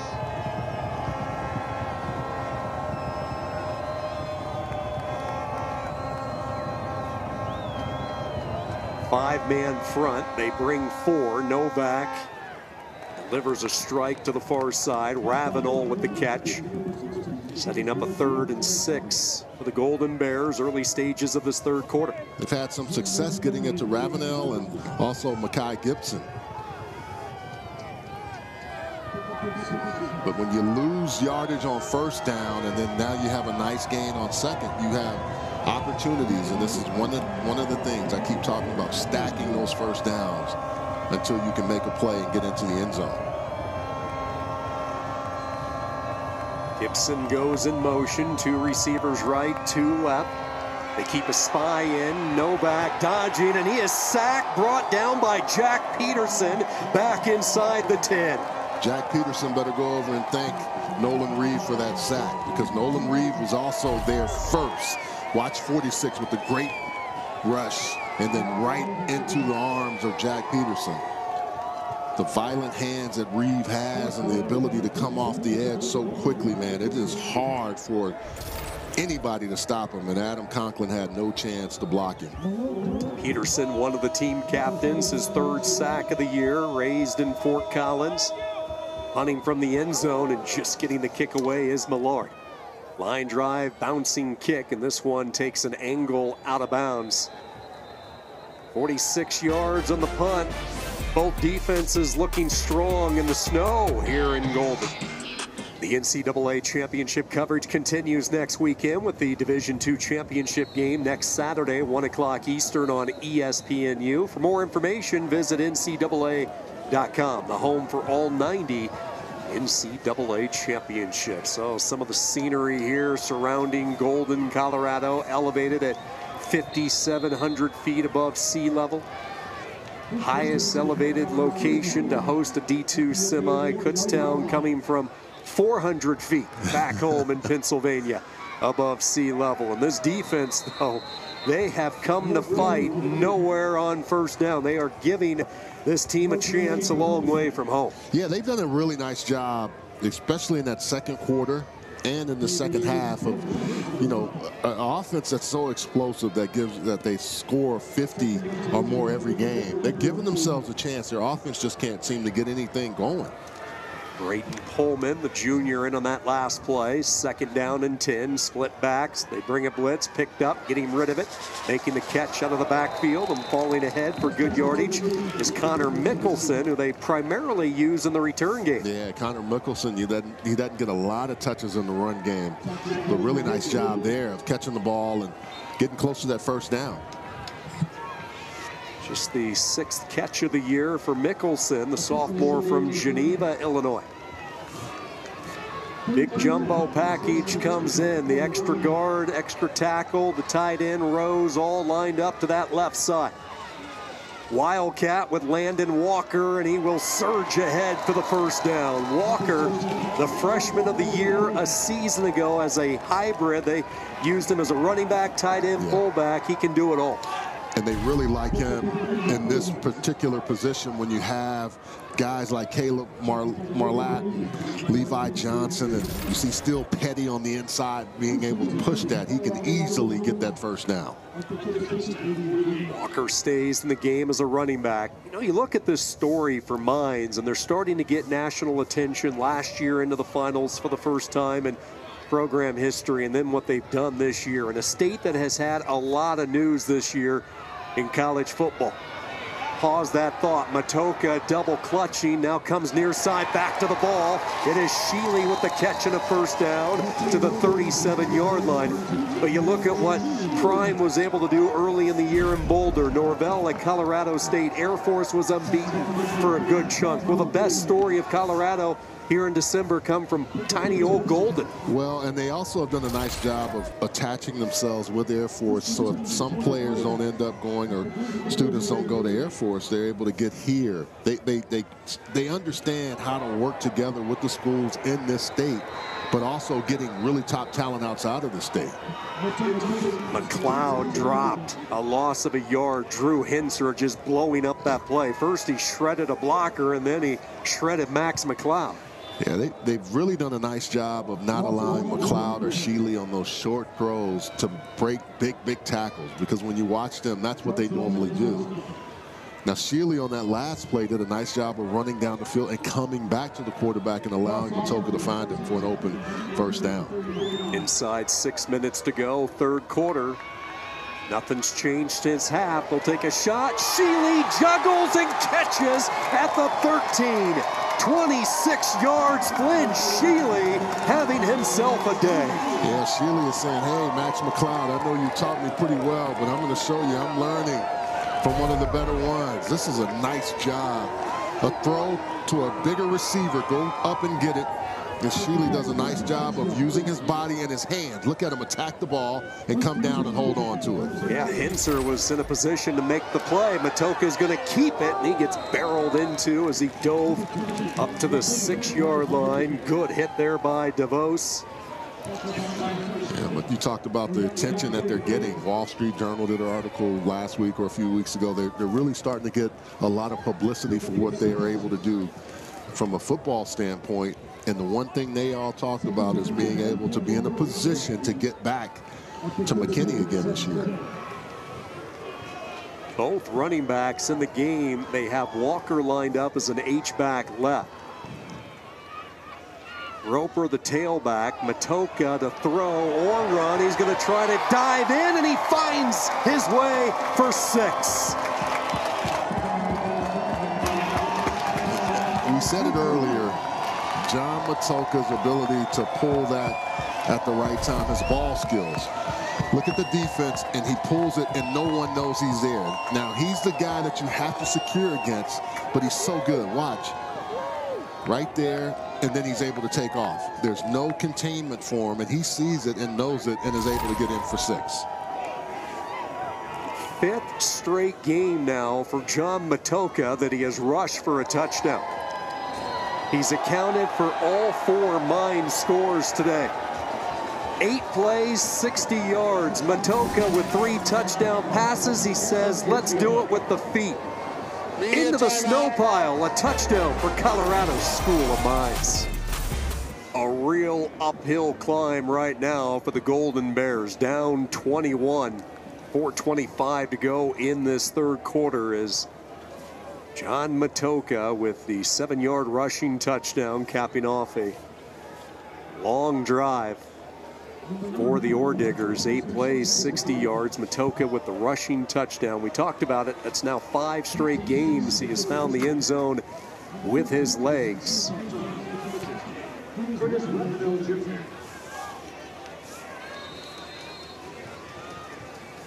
Curtis Ravenel awaiting the kick as Blake Dowd and Hunter Pearson, this terrific special teams combo. Ravenel from the 10 has some space if he can get to the corner. Ravenel trying to turn on the Jets, slowed up at the 35 and then pushed out of bounds past the 40. Charles, when you come to Mines and Golden, Colorado in this offense, you better have hands and you better be ready to catch it at all angles and at all elevations. And Spencer, our camera guy who's up in the tower high above the field here, yeah, look at that. Look what he brought in. Well, the fans were cheering. And I was like, he must have caught it. Yeah. There you go. It's almost like Simba in The Lion King. You spike that ball. Don't spike Simba, but you can spike it up there. That was great. Judd Novak in this offense now. Might have to open it up a little bit, down 21. They will hand the ball off. And again, there is just nothing for Darrell Davis McNeil. A frustrating day for the graduate student who's been one of the better running backs to come through this program. Well, if you think about it, Jordan Davis is out.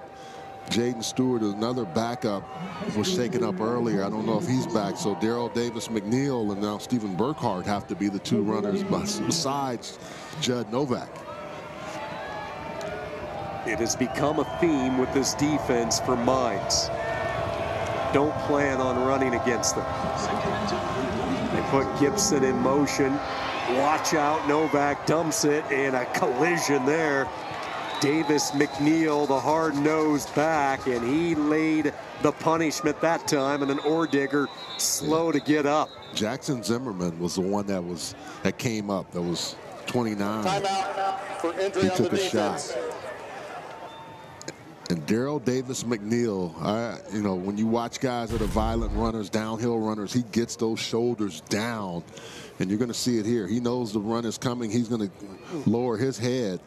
Almost when you would think, is that a situation where you put your head down and you use that as a means? Offensively, you don't see it called, but that was a run where he was just able to run through Jackson Zimmerman. Let's just hope he's okay. What a year it has been for Zimmerman, who leads this team. 6 interceptions this year for the redshirt sophomore from Highlands Ranch, Colorado. Replacing the All-American Mason Pierce, one of 6 players from Valor Christian, who we know is one of the top high school programs in the country. As we go take another look here at this collision involving Zimmerman and the 210-pounder Davis McNeil. Yeah, they both go down and almost like ram-like with their helmets, both of them. And Jackson Zimmerman took the worst of that. But again, you don't see it called much offensively, but I've had conversations with officials. Being a former offensive guy, I know I have had to use my helmet on people. You don't see targeting called that way because it's generally not a defenseless player, but it's still the crown of the helmet that always intrigues me from an offensive standpoint, that they can still do that. So we'll keep an eye on Zimmerman. You look at the other corners for Mines. Mikey Barker has had a good year. The opposite side with Will Drogosh and Cam Forrest. Looks like the way he's holding his arm, you hope it's just not a shoulder injury. Been a key weapon for that Mines defense. Absolutely. 3rd down and 7. 3rd downs have not been kind to Kutztown. 1 of 6 today. Novak throws. Gibson makes the catch, and this is going to be real close. He'll be just short, setting up 4th down. Good job there by Devin Lauer. And they thought about it in the first half and didn't do it, but I think now they have their offense there. It'll be interesting to see at this point of the field, will they go for it on 4th down? I think they will.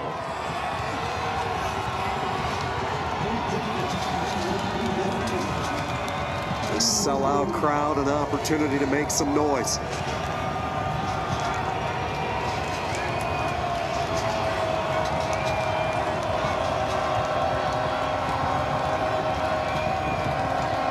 Novak throws. Davis McNeil the catch. He stretches ahead.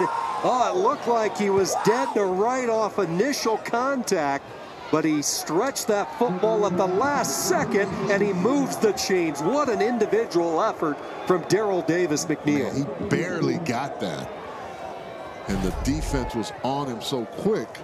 Again, you look at it, there's a missed block by Curtis Ravenel. He was blocking Colin Romero. Timeout, Mines. Wow. The first of the half. Mines is going to use a timeout. Romero has been a busy safety today, the fifth-year senior. And Davis McNeil showing his physicality a couple of times in this particular drive. His second effort put him in a position where he could get that first down, but they're going to take a look at it.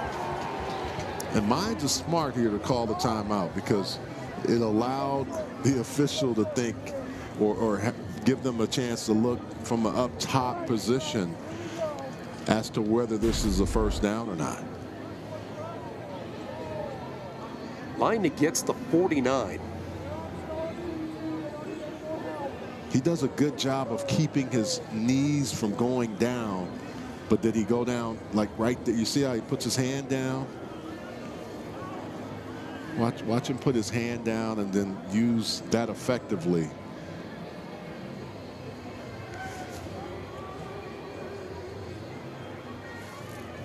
The knee doesn't go down because he's on Romero. Man, that's going to be hard to overturn it.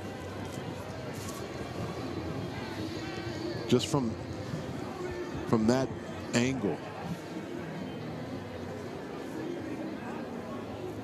Great second effort by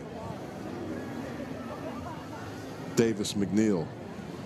And if you're Kutztown, this is a must get. Yeah, if you have any shot at getting back into this football game, this is one that you hope does not get overturned. And I agree with you, Charles. I don't think there's enough evidence from what we're seeing to overturn the spot ruling on the field.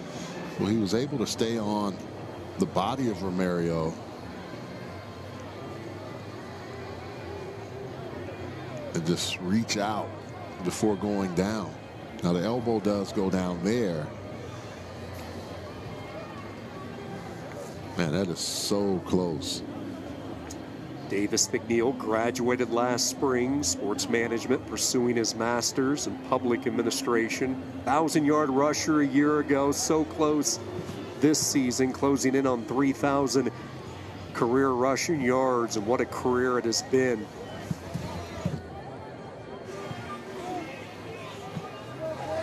After further review, the ruling on the field has been overturned. Well, how about that? They overturn it, and Mines comes up with the stop to the delight of thousands here. You can't hear what the official said, but did his elbow hit down before he went there and was able to stretch out? That was a huge turnover on downs for Mines.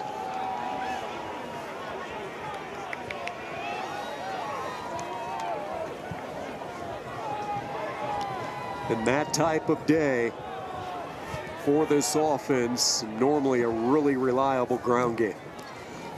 Well, it's tough when they take the ground game away from you and they can put so much pressure on the quarterback. It just makes it difficult. See if Mines goes for the knockout punch. Gaping hole into the secondary goes Noah Roper. Not touched until about 15, 20 yards downfield. Moving the pile all the way to the 11. 37 yards. How about the hole from the offensive line? Man, in the interior between the center guard area. Man, that was a huge hole, and Noah Roper took advantage of it. Watch on the interior there, just great blocking inside, and Noah sees his eyes get big as soon as he sees that hole opening up on the inside. Steele Petty, the center, first year in the center position. He's replacing a Remington Award winner This time, Kutztown does a much better job swarming the football. That was Jones, Devon Jones, the first one in there. A 6-year senior, still petty, natural leader out of the Woodlands, right outside of Houston. Real smart guy, IDs things, helps John Matoka, who is also really, really good student in his own right.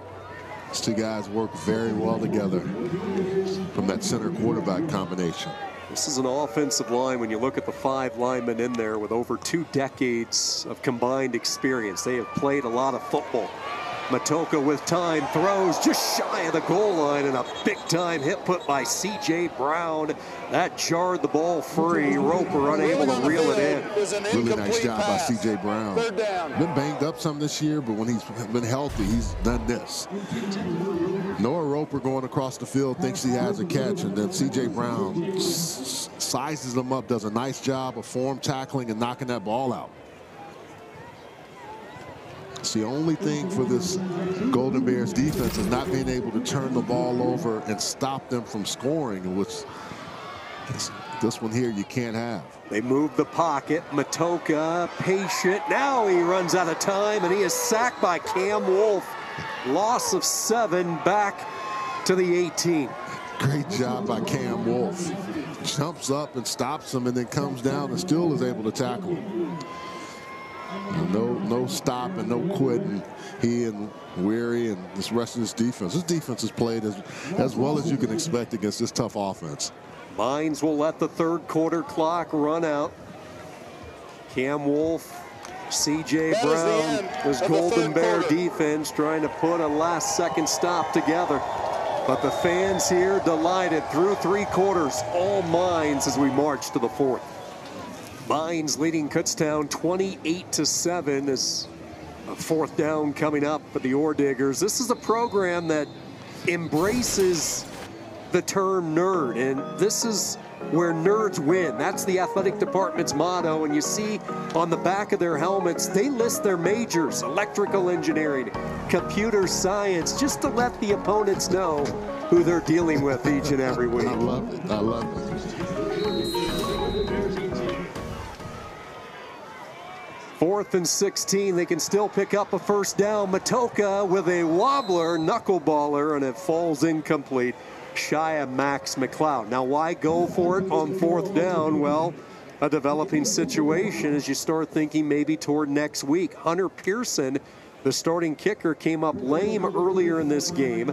Their backup, Jacob Click, not in uniform, so they actually had the 3rd string and wide receiver Sean Roberts loosening up. Yeah, he was on the sideline kicking and warming up. Nigel Wilson is also the reason why that ball didn't get there. He was able to hit Matoka's hand or arm before he could throw it. So how about that stop for the Golden Bears? Again, battling to the end, and they're going to get it to Sincere Thomas, his 2nd catch. Thomas is pushed out of bounds at the 21-yard line.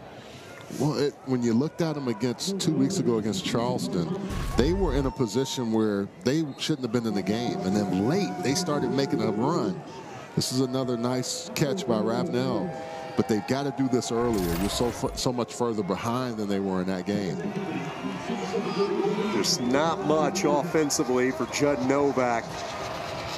He had a long run in that first half also that added to that 140 yards. 59 of those yards coming on his touchdown run. They try to spring Ravenel off the screen. He'll pick up the first down. Logan Rayburn, 5th-year senior from the aforementioned Dallas, Texas. Houston and Dallas, 2 hot recruiting beds for Mines.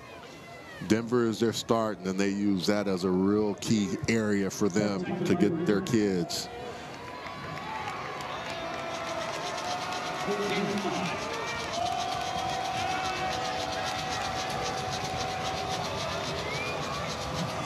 Adrian Moreno and this defense trying to bring it home as the sun sets. Pressure comes. Novak pivots out of harm.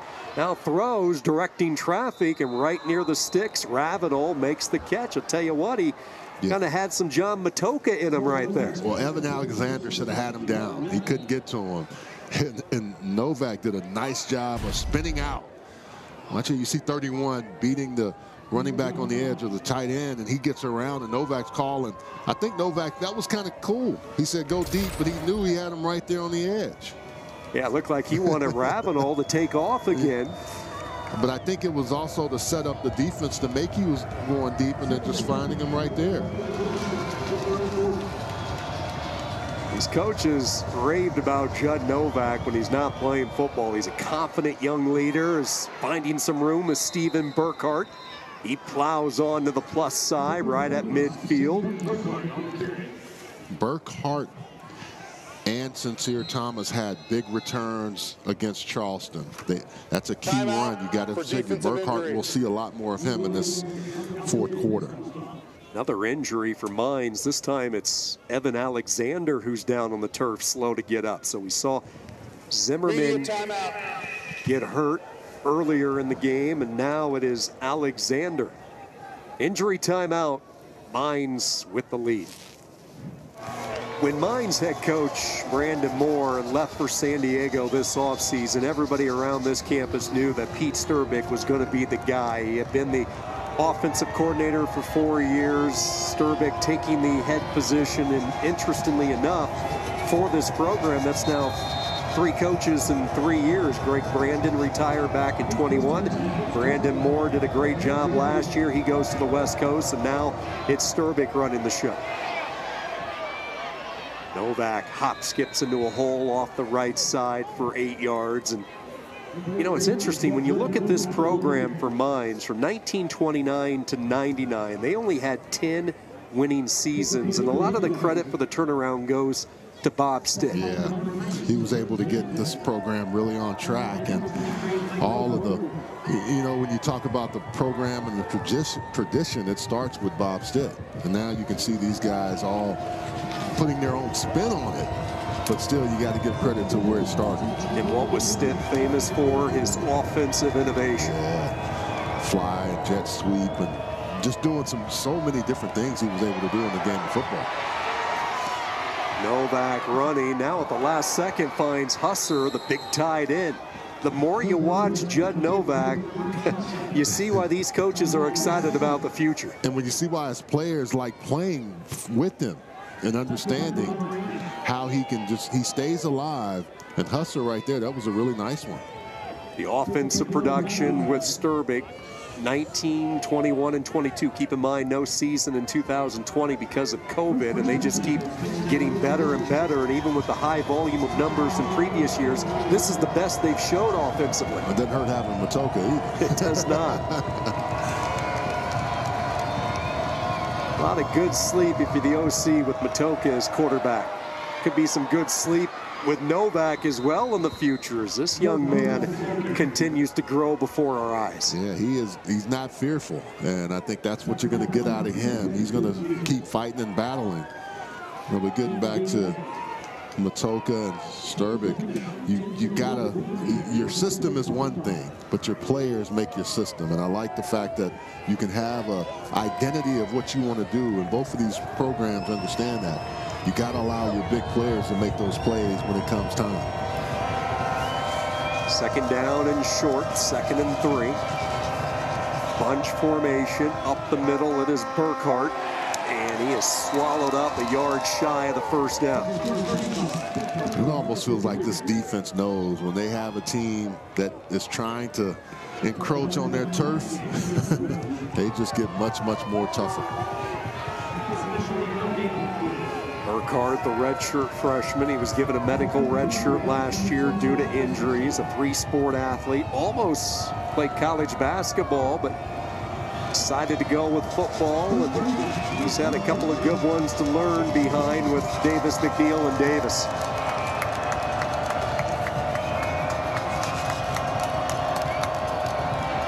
Novak will keep it, and he will keep the drive alive. First down run for Judd Novak, taking it to the 20, and another red zone trip. Hester the tackle. Yeah, good job also by the right side of that offensive line, and also Burkhart.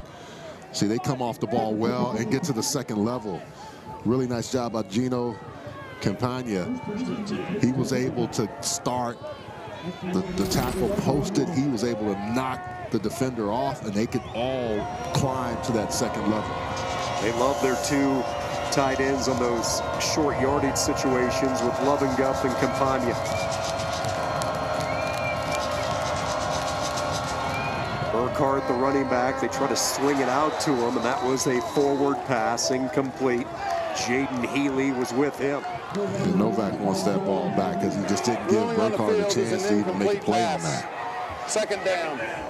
He had been so good at getting that out to Darrell Davis McNeil on a few occasions, even the one where they didn't pick up the fourth down, but that one just didn't come out his hand smoothly.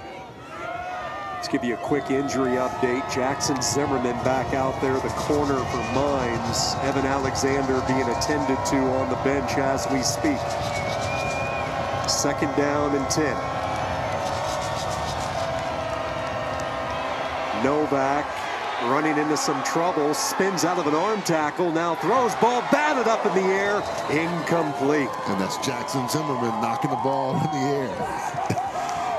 He is a guy that just plays at a different level. 6 picks, like you said, 8 pass breakups coming in. And this is a nice job by Novak of just staying alive. I don't know how he didn't go down by Josh Pollard.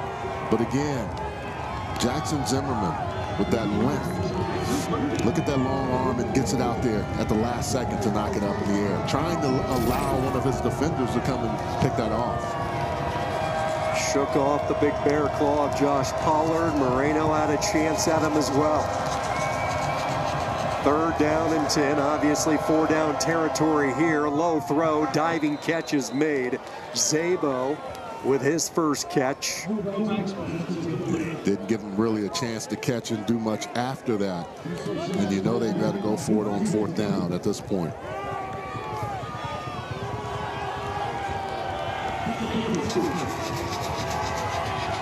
Using a lot of clock.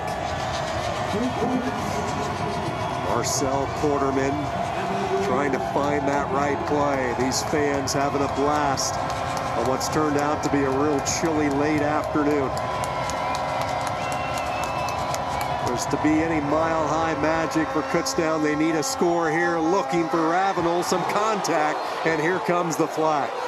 A lot of contact. Joel Diaz trying to slow him down. That was a smart play by Ravenel.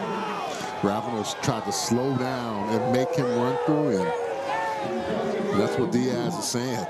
But this is a really good job by a veteran receiver of understanding. Now, yeah, there's pull. You can see him getting pulled there by Nate Sutter, excuse me. See, Nate is pulling on him, and then Ravenel is able to get him off, but that's enough to impede his progress.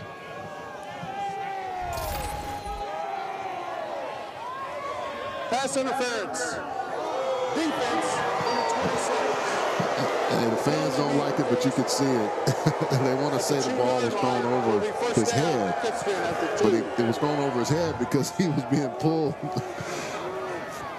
But he did a good job, as I was saying earlier, of slowing down just enough to force Sutter to do that. It's been a pretty clean football game, yeah. All in all. That's just the 3rd penalty on Mines. The Golden Bears with just 1 penalty in this football game. I'll just say this, you better put these Golden Bears away. That's the only thing I know from watching film the last few weeks. Burkhardt is the running back. He flanks Novak to the left. And some confusion. The ball put on the turf. Mines says they have it, and they do. The recovery for the Orediggers. Zach Hester. You got to value the football there. And when you try to make a lot of things happen on the inside, and I know they're trying to do a lot of different things, but you cannot do that. And I tell you, Judd Novak did a nice job on that drive, but Zach Hester came up big. He could put on that hat, and so that he got the turnover.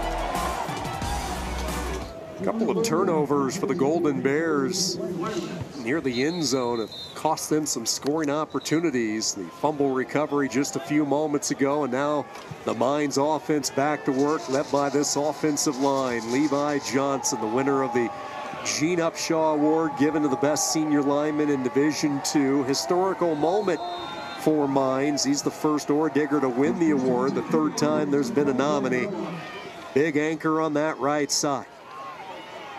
They will go to work, a steady dose. Right now you can expect of Noah Roper, but Charles, you go to this offensive front, you have so many weapons in the skill spots, but a lot of times these guys get forgotten about.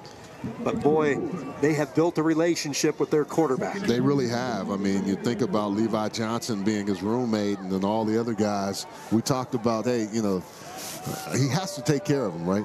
Does he feed them? What does he do for them? And I'm sure they love hanging out with him, and they understand how valuable John Matocha is, but he understands how valuable this offensive line is. It's a line that has been able to stay healthy as you see the cut, the plant foot from Roper, and what an addition he has been. He's blended in with this offensive line, started his career at Dartmouth, spent 4 years with the Ivy School, earned his degree, and then he came back home to his state of Colorado. Well, look what they were able to do, that right side of the line of scrimmage of Marlette and Lee, and being able to just effectively get in there. And that offensive line is the value of what they're able to do and how they're able to get those yards and not allow John Matocha to get sacked. Double move, wide open. Sheely has to wait for it, but he high points it beautifully and makes the catch at the 32. Yeah, John wants that back, because if he throws it out there, that's 6. That was a great job by Sheely of slowing down and going up and getting it. Sheely has had himself a day. Good protection again. That pump fake, slant and go. He's able to go up and get it.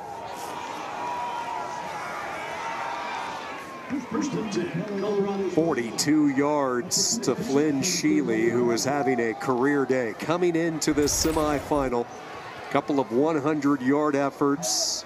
It's Pueblo and New Mexico Highlands, and he has surpassed those totals today. 11 catches, 181 yards. Matocha dodging missiles, somehow stays on his feet, picks up positive yards up to the 28. It didn't really look like he wanted to do that. The play was not ever smoothly run from the beginning, and then Matocha said, okay, let me just try to go get some yards. And he's able to pick up almost 6 yards on that play. I think he was expecting his running back to go the other way and work with him, and then he saw, hey, I don't have anybody, I'm just going to take off.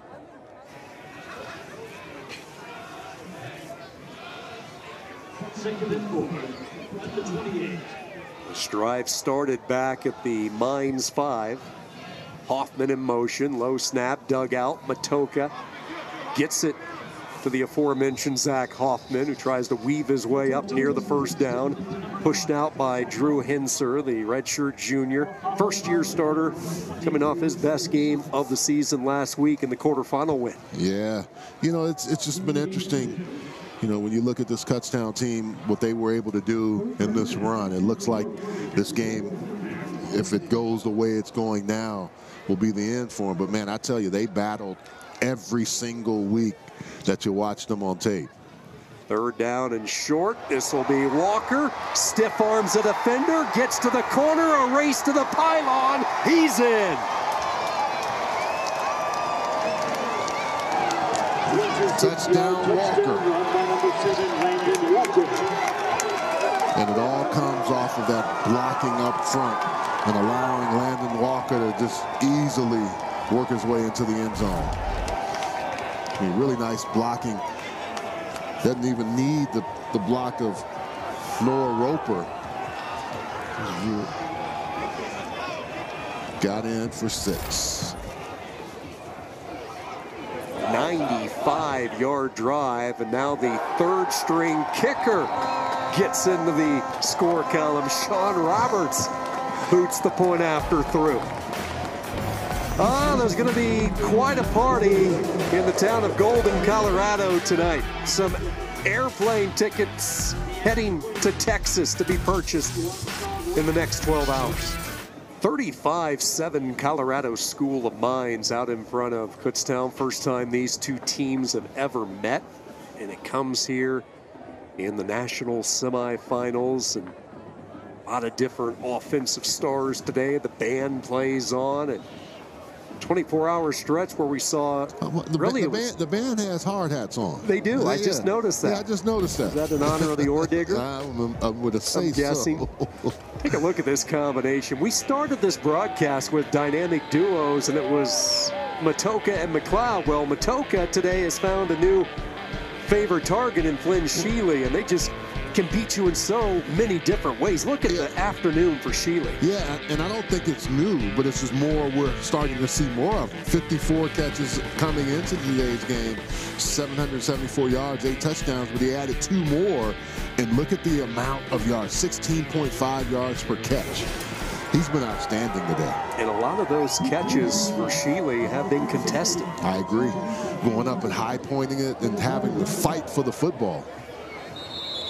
Little squib kick, and the Golden Bears will have it. Let's go back to the connection. Matocha and Sheely, and they got it going early in this one. Yeah, they did, and right away you're going to see 14 come over on that deep over. Matocha says, okay, if you're going to cover McLeod and you don't cover him, I'm going to get it out to different guys and make plays with different folks. But when I know I need him, I know he'll be there. Sheely again.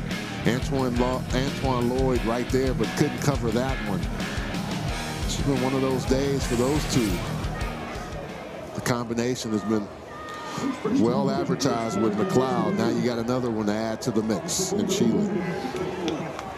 Third 100-yard-plus receiving effort this season for Sheely.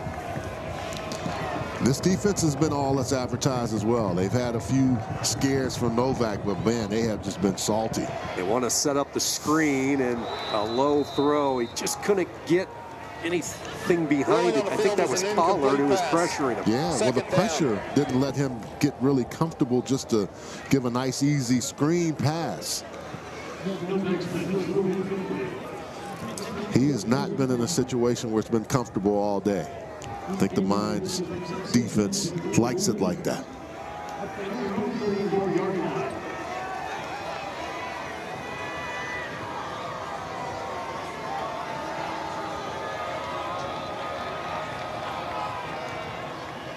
Gets rid of it quickly and tackled immediately before Ravenel could get the engine ignited. Nothing. Yeah. It was a good tackle by Nolan Reed, but he's coming off holding the shoulder. Coming into this semifinal for Reeve, he has been on a roll. He's been involved in 3 straight games as far as impact. Strip sack against Fort Lewis. He had a scoop and score against Augustana, then another strip sack against Central Washington last week. He is that type of disruptor. He has a sack already today as well. Stat stuffer. You know, every stat you can think of, he has it. 3rd down and 10. Novak, let's see if he takes off, keeps his eyes downfield, now throws. Looked like there was an opportunity he might have been able to run for it early on in that play, but he wanted to make the throw, and a 4th down coming up, looking for Zabo. Well, the pursuit and the pressure got to him. He had no chance to slow down, and I think what Trip Thomas talks about with this defense comes to form. They play hard, they play fast, and he said, hey, find your seat at the table. I thought I like that. If you find your seat at the table, we'll continue to give you opportunities to make plays. Did you see that last pat on the shoulder on the communication with Clements and his young coach Novak? That is why Jim Clements has been so successful. These players talk about it, the open door policy and the communication that he has with these players and the respect they have. And you see some frustrations mounting, and you know, this is an emotional time, especially when you have these experienced players maybe putting on the cleats for the final time. Both these teams with so many 5th, 6th-year guys. Yeah, and that's part of the frustration because they know they want to keep playing, have another opportunity to play. Defense number 92. It'll be a 5-yard penalty from the previous spot. Replay, 4th down. So running and not roughing as we expected, so it still is going to be 4th down. Well, the Golden Bears. It'll be another opportunity for them to try to pin Mines offense back as deep as they can. Ibakwe getting a piece of him. Not a lot of contact, but enough to put Millard down. And now, following the penalty, they will send the offense out. So here comes Novak, 4th and 5. Need to get it to the 44-yard line. Four-man Mines defensive front. Novak. And they knew it was coming. Ibakwe again. So after he ran into the punter, he makes amends, able to get the TFL. Ibakwe, James Hess, and a couple of other guys right there, Johnny, on the spot. They knew that play was coming, and they blew it up.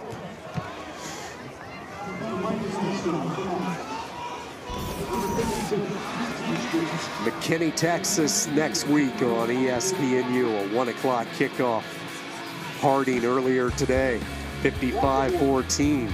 Mines in a lopsided game here in Golden, Colorado. So Mines and Harding, two teams with a lot of momentum, both teams with some skill. We talked about the common denominator with these top 10 Ds. It's going to be a lot of fun. Yeah, it will be. I think if you're Kutztown, you would think we had a chance.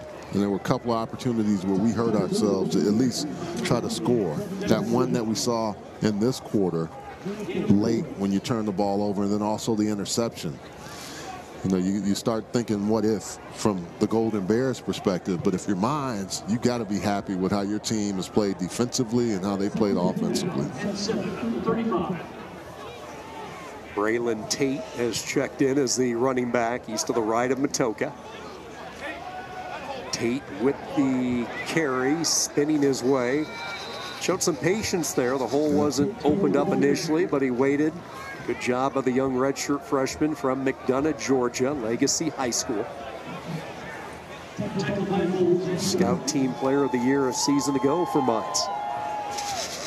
He's going to get his chance. And the other thing we didn't get much into today is that D2 this year finally decided to give the opportunity for freshmen to play 3 games without burning a red shirt. At the upper level, it's more 4 games, but this is a great opportunity for young men to get in and play and get some experience. Walker up the middle, and he is tripped up inside the 20. So the Wildcat formation has worked in this 4th quarter. Landon Walker inside the red zone. And yeah, Charles, that's a really good point. Solid move by the NCAA, and these coaches appreciate it. It does, because it gives you a chance to get young players to play, and if you don't want to redshirt them, you still get them an opportunity to get some experience. They still redshirt, and they come back the next year and able to know that they've had some game experience. Blake Ramsey into the game. Josh Krause checking in as a receiver. First down and 10. They hand the ball off. Mickelson zigzagging his way up to the 6. 13 more yards and a first down. Jalen Hill, the tackle. Well, this is the part of the game where your offensive line is in love with the run game, because they know it's getting close to ending the game. Look at this offensive line with Vandegraff, Heckman, who's coming back following back-to-back years cut short by injury at left guard. Talked about Petty at center, Marlatt at right guard, and then the Upshaw winner Johnson at right tackle. Bouncing off Johnson at that right tackle position was Mickelson, and he is drugged down by Cam Wolf. Yeah, really nice tackle on the outside there. Mickelson, I thought he had a chance to easily walk in, but the defense closed on him pretty quickly. Inside a minute to go, and this sellout crowd inside Marquet Stadium showing their appreciation as they come to their feet. They're happy about today, but if you talk to anyone around this program, they know what's next. Not going to the D2 championship, but winning the Division II championship. The victory formation, they won't have to take another snap. John Matoka and Mines 18 seconds away from a trip for the second straight year to McKinney, Texas. You got to be happy with what has happened this season. It's hard enough to win ball games, but to go 14-0. And you had a game, Golden Bears team in front of you this week. Harding next week, but you got to celebrate this victory and look to the next. And that's an opportunity to play for the championship.